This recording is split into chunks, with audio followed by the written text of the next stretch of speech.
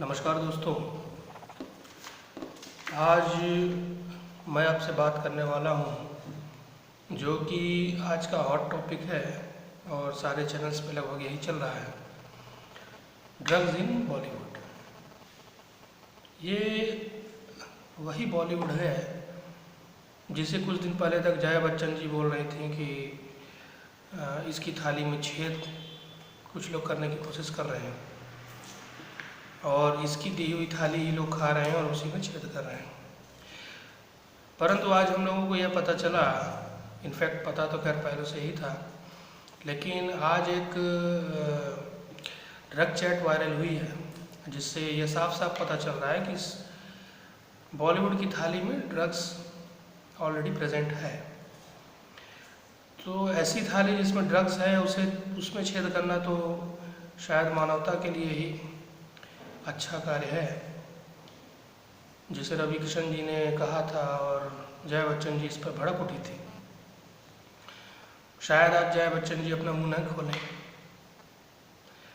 और संभवतः आगे भी ना खोल पाए, क्योंकि बॉलीवुड में हम सबको पता है कि ये कोई नई बात नहीं है, यह दबी छुपी बात नहीं है।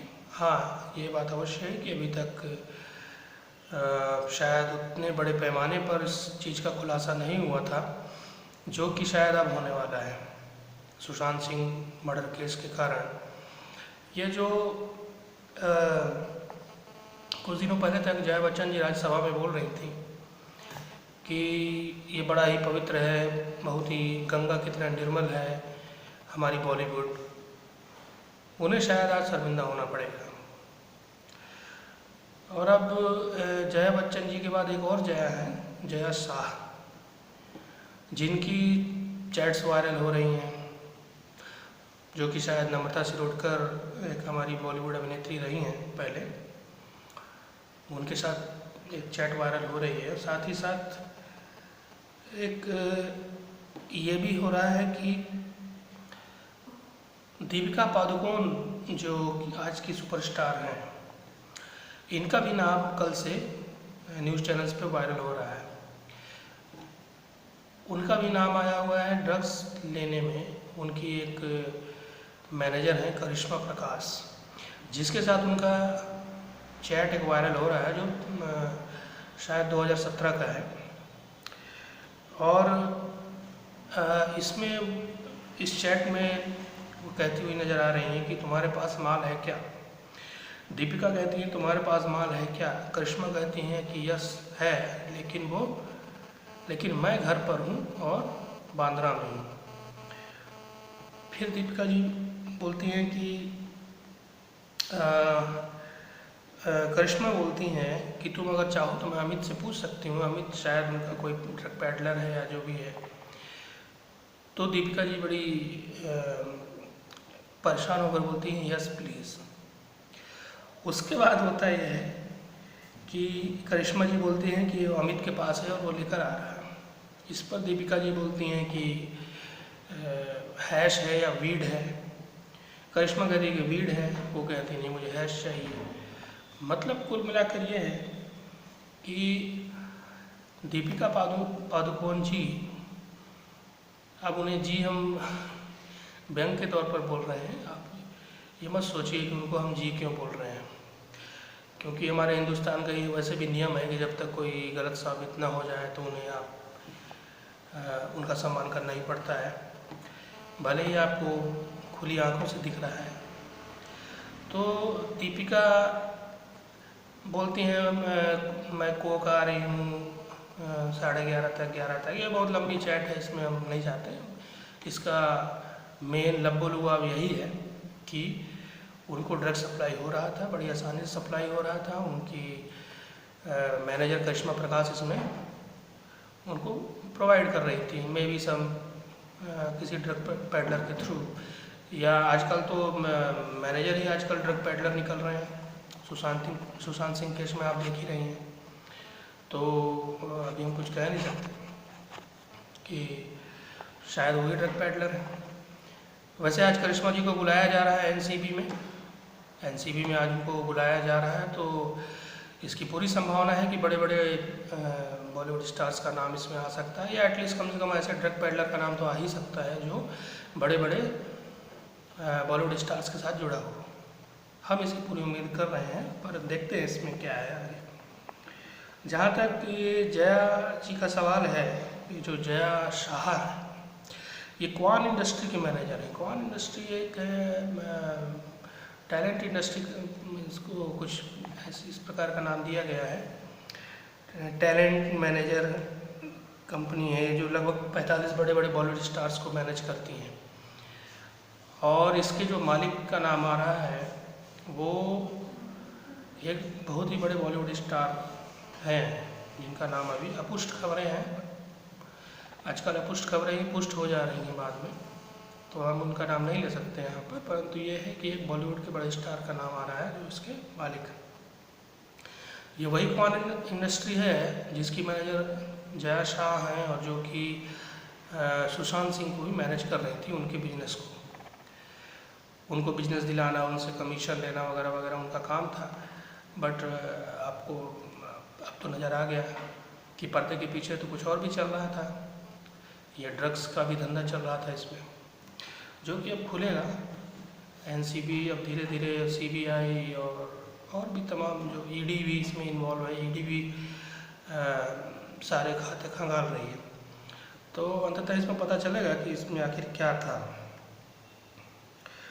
और इसमें हमने ये भी देखा पिछले कुछ दिनों में कुछ स्टार्स का भी नाम आ गया जो ऑलरेडी दिया चक्रवर्ती जिनका नाम ले चुकी हैं, जैसे श्रद्धा कपूर हो गई, शाहरुख अली खान है, और एक मॉडल कोई खम्बाटा जी हैं, और उसके साथ रकुल प्रीत, ये भी बॉलीवुड स्टार हैं।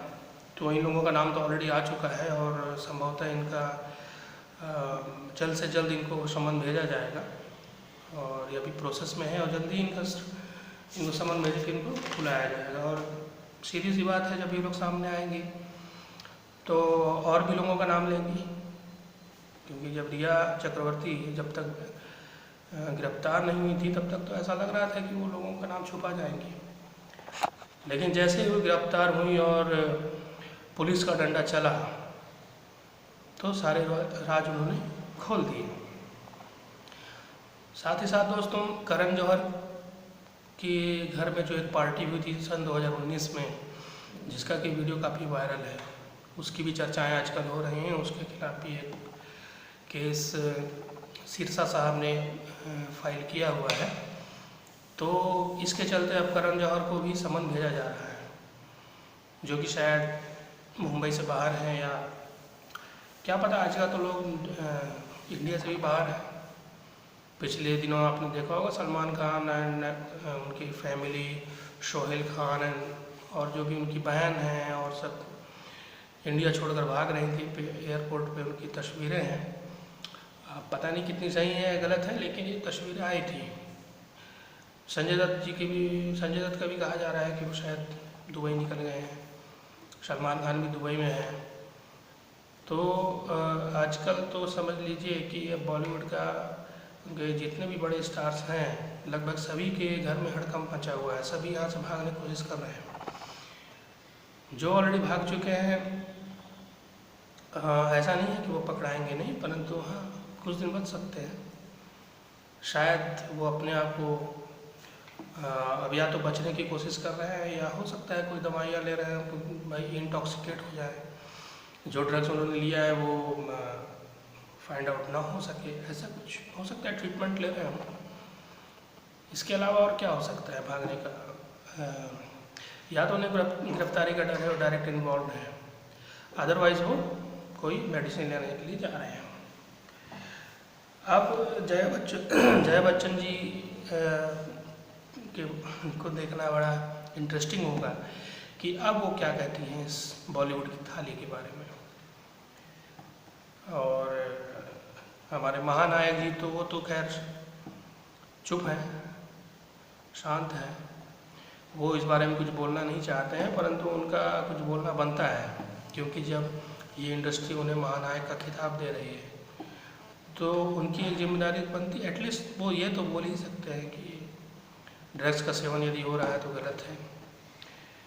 परंतु कौन जानता है कि क्या पता उन्हें ये डर हो कि कल को राज खुले और उनके परिवार से भी कोई इसमें संलिप्त पाया जाए। पिछले दिनों श्वेता बच्चन की भी कोई वीडियो वायरल हो रही थी जिसमें वो नशे में थी, तो शायद इसी डर से अमित जी कुछ बोलना नहीं चाह रहे हैं, लेकिन उनकी एक जिम्मेदारी है, उन्हें बोलना चाहिए जब उन्हें महानायक कहा जा रहा है तो।